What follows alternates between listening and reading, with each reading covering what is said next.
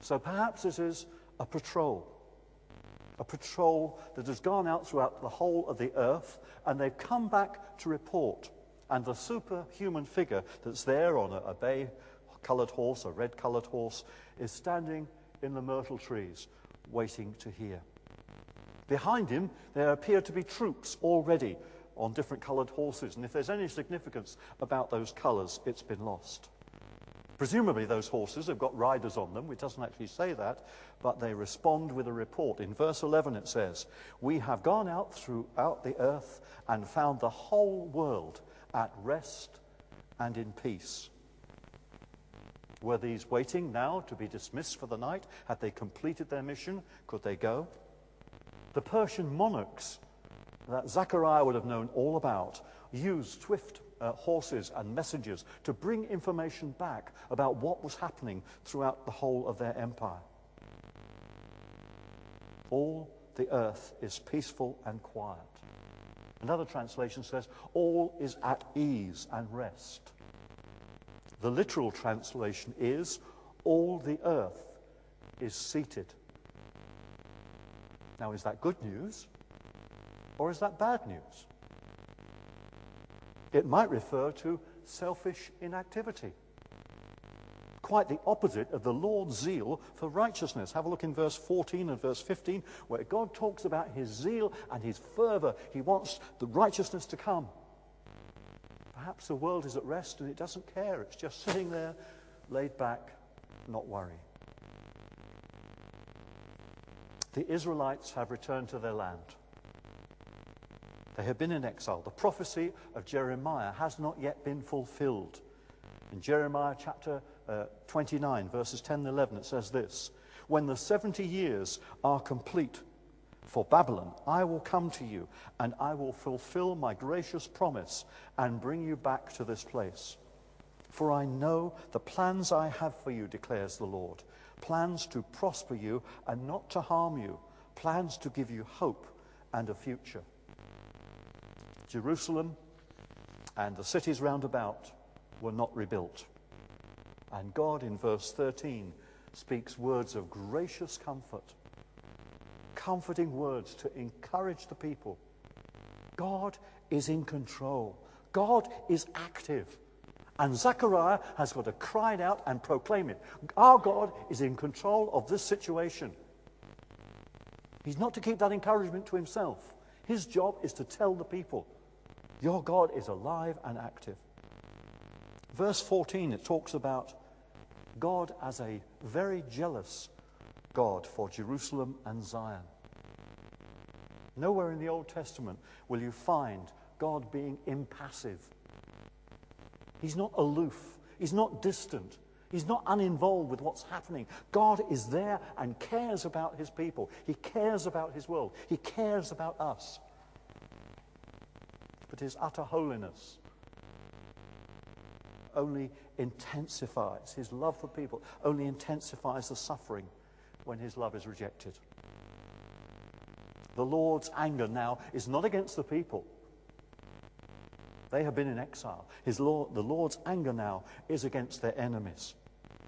Although the nations have fulfilled their role, God gave them the role of taking them into exile, but they had gone too far. They had been too cruel, too vicious. God had intended to punish his people for a limited time and then show compassion to them. Here is God's message of encouragement.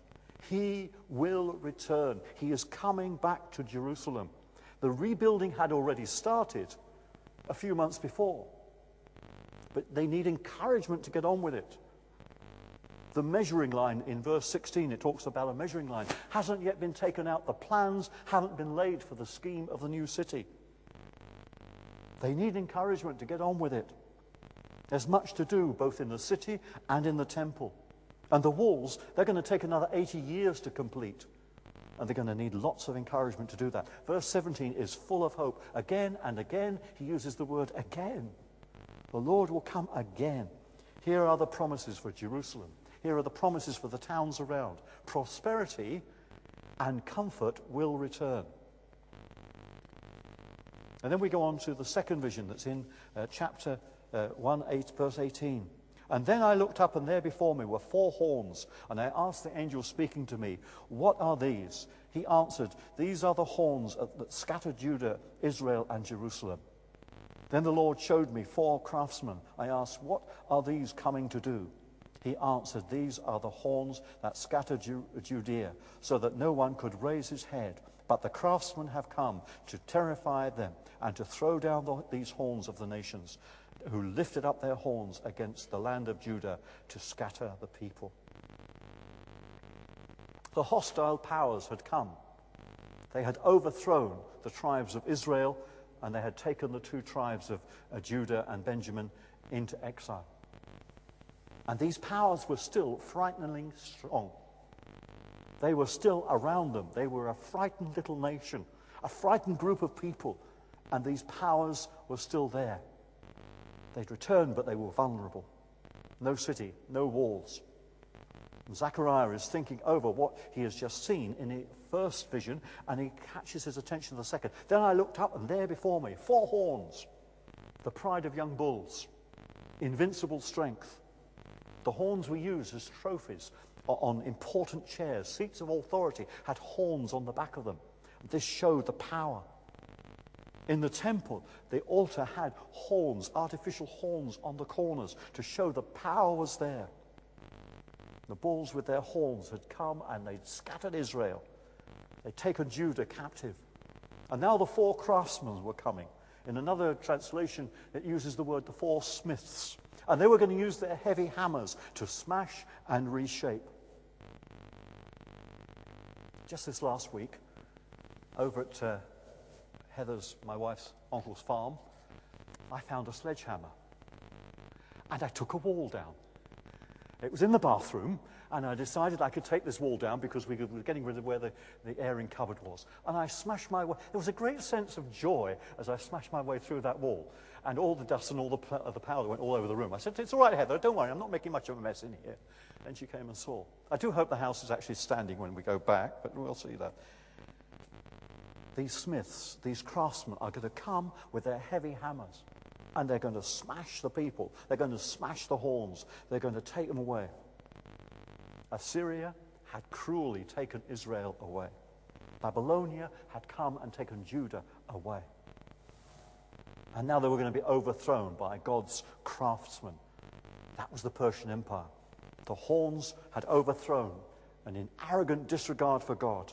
And now the exiles will see their enemies being reduced to nothing. The second vision adds a whole further assurance to the first.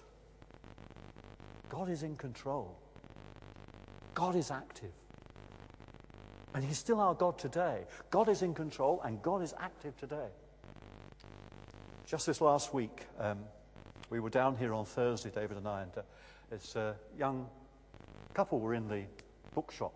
And the bookshop said, "Would you like to care to talk to them?" And they were both policemen. One was a community policeman and one was one of the normal policemen. "Would we like to talk to them and tell them what goes on in this place?"